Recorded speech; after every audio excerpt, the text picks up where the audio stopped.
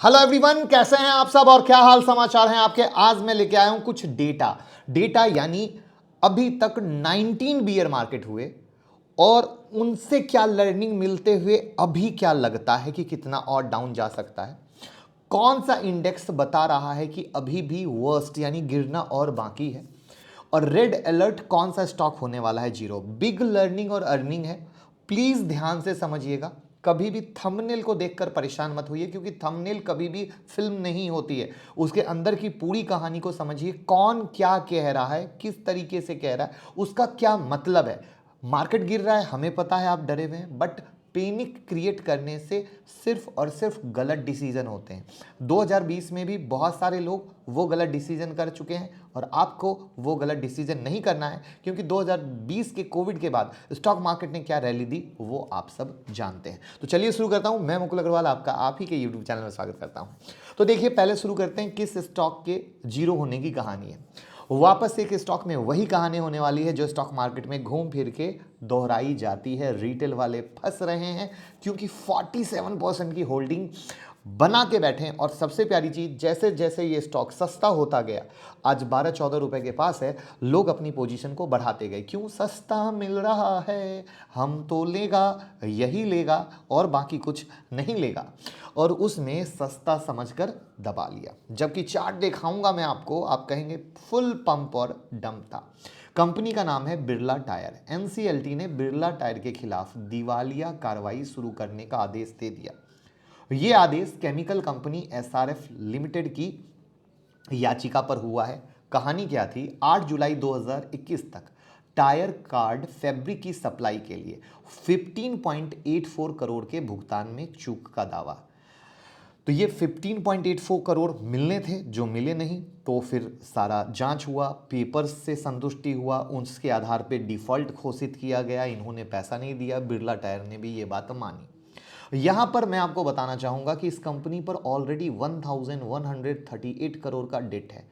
Promoter अपनी holding में से 15.53% शेयर प्लेज किए हुए हैं।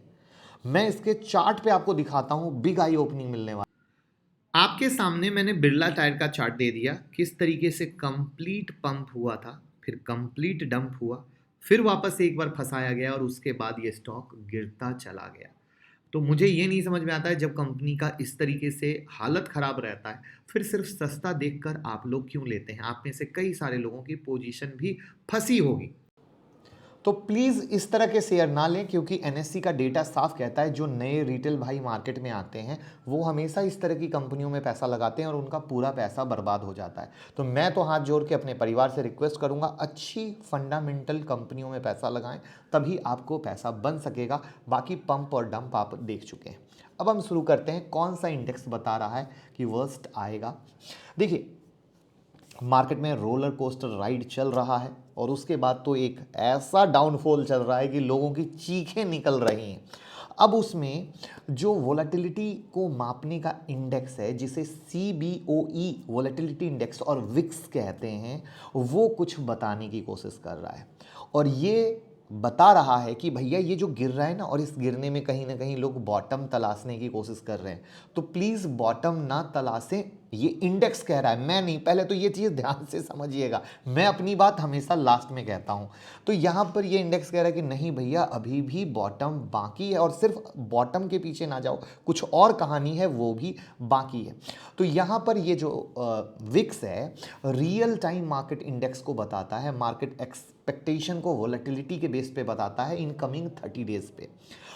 यहाँ पर जब ये 20 के नीचे रहता है, तब एक एक्सपेक्ट किया जाता है कि बॉटम के पास की कहानी है। वहाँ पर वो 34.2 के पास पहुँच चुका है, और इसे वॉल स्ट्रीट का फियर गॉज भी कहा जाता है। अब ये जो फियर गेज कहा जाता है, तो अब यहाँ पर मार्केट गिर रहे हैं, फियर बढ़ रहा है। अब जो भी लोग बॉटम तलाशने की कोशिश करें, यहाँ पे एक चीज़ समझिए कि सोचिए, जैसे क्या होगा, मार्केट लगातार गिर रहा है तो कोई भी चीज़ लगातार तो गिरती नहीं है। एक बाउंस आया तो लोगों को लगा ओ हो बॉटम बन गया। Please hold on. वाई?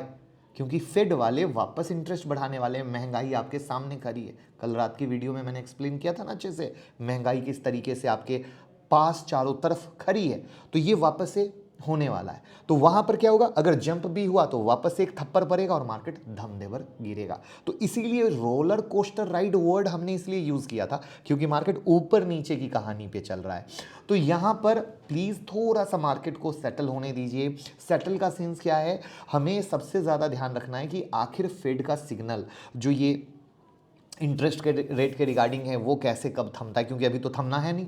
दूसरा, जो महंगाई है जो रिकॉर्ड पे बैठी है वो कब ठंडी होनी चालू होती है, क्योंकि वो ठंडी होनी चालू होगी ना तब एक रियल सेंटिमेंट्स क्रिएट होना चालू होगा।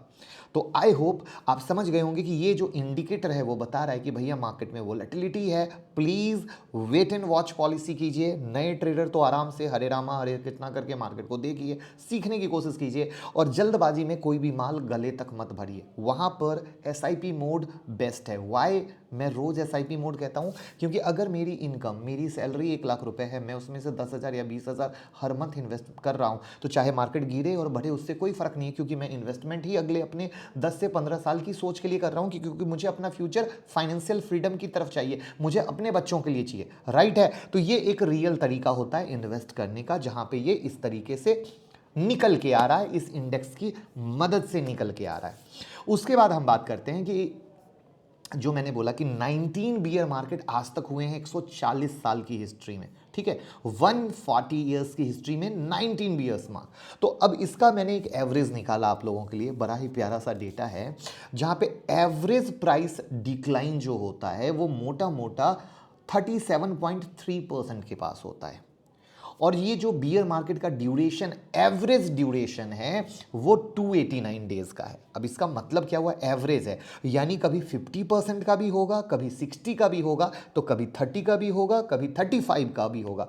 राइट, तो अभी जैसे ये गिरावट चल रही है तो ऑन एन एवरेज 37 है, बट अगर जैसे कभी कभी 50% की भी गिरावट हुई है तो शायद उसमें भी काउंट हो सकती है, और हो सकती है मोटा मोटा वहां तक भी आ जाए।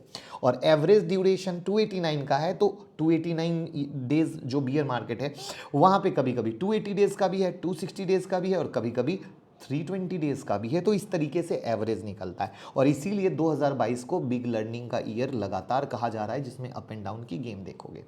यहां पर जो एक अच्छी चीज निकल के आ रही है, आप देखोगे मार्केट की गिरावट में काफी सारे शेयर में इतनी गिरावट हो चुकी है, तो यानी एक पॉजिटिव है। देखो नेगेटिव भी हमने देखा तो पॉजिटिव भी हम आपके लिए ढूंढ के लाए कि बहुत सारे स्टॉक 50% डाउन है, 50% डाउन अपने 52 वीक हाई से चल रहे हैं।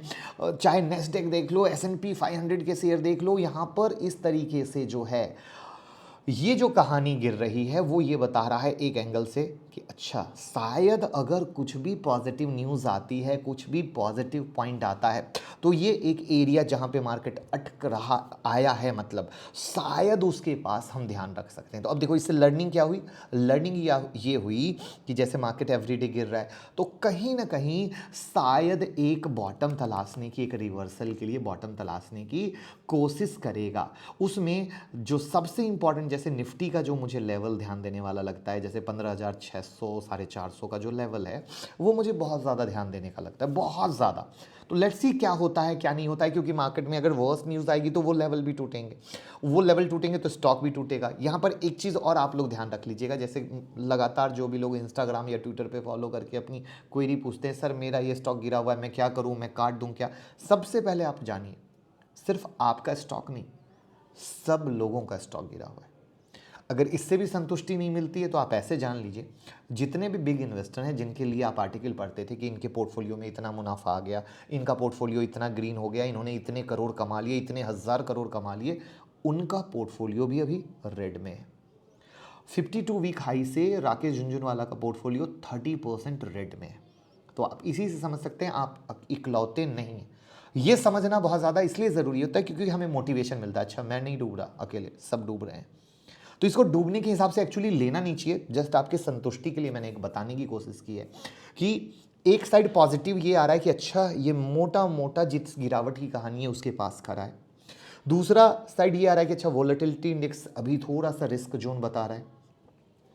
तो इन सब से लर्निंग ये है कि पैसे को संभाल के रखिए, कोई भी चीज़ जल्दबाजी में मत कीजिए। वहाँ पर फेड इंटरेस्ट रेट बढ़ाएगा, वहाँ पे भी एक्शन होने वाला है। तो इन चीज़ों के मद्देनज़र बेहतर, अच्छा एक चीज़ और, एसआईपी कभी बंद मत कीजिए, क्योंकि एसआईपी का इस गिरावट से कोई लेना देना नहीं। हर डेटा साफ कहता है कि जिसने गिरावट में एसआईपी बंद की उसको जिंदगी में कभी एसआईपी का रिटर्न नहीं मिला। और ये वही लोग होते हैं जो कहते हैं अरे एसआईपी से कोई रिटर्न मिलता है क्या, जबकि मार्केट का साइकिल हमेशा कहता है मार्केट में बुल और बियर रैली हमेशा चली है, और जो एक्यूमुलेशन होता है अच्छे स्टॉक का, जो हैवी वेटेज आता है वो सस्ते भाव में आता है, वरना तो ऊपर जा रहा है ऊपर जा रहा है आप स्टॉक, चूंकि आप इन्वेस्ट अपने हिसाब से कर रहे हो, कोई 5,000 की एसआईपी कर रहा है, कोई 10,000 की, तो आपके पास एक्यूमुलेशन तो आ नहीं पा रहा है। लेकिन जब आप हैवी वेटेज लेते हो तो आपका पोर्टफोलियो में लोअर प्राइस का एवरेज आता है, तब स्टॉक में जब रैली होती है तो बम्पर पैसा बनता है। इसके लिए मैंने कल की एक वीडियो में भी कहा था कि मैं एक स्ट्रेटजी एकदम धमाका देने वाला हूँ कि इस गिरावट में बम्पर पैसा बनेगा। वी आर वर्किंग, मैं बहुत जल्दी वो स्ट्रेटजी आप लोगों के साथ लाऊंगा, मज़ा आ जाएगा, मतलब आपको लगेगा कि मतलब, और प्रूफ के साथ कि एकदम ये भाई वाली काम हुई कि दिल खुश हो गया। तो आई होप आज की वीडियो में मैंने सारा पॉइंट आप लोगों के साथ क्लियर कर दिया है। जहाँ पे मेरी कोशिश थी, डरना मना है, एसआईपी बंद करना मना है, एक साथ पैसा नहीं लगाना है, नए रिटेल भाई दूर से इंजॉय कीजिए मार्केट को देखने की। हम लोग गलती इसलिए करते हैं क्योंकि डरते हैं, राइट है। प्लस देखिए मार्केट गिरता है ना तो बहुत सारे वर्स्ट आर्टिकल आते हैं जो हमें डराते हैं, जब मार्केट में तेज़ी होती है तो बहुत सारे अच्छे आर्टिकल आते हैं जो हमें खुश करते हैं। तो न खुश होना है न तकलीफ में आना है, हमें अपना दिमाग, अपनी साइकोलॉजी, अपना पेशेंस लेवल, हर एक चीज़ को लगाते हुए डिसीजन लेना है। तो वीडियो पसंद आई हो लाइक कमेंट शेयर कर दीजिए, प्यार दीजिए, आपका भाई यूं ही आपको मोटिवेट करेगा और इस गिरावट में घबराने और डरने नहीं देगा। Thank you so much.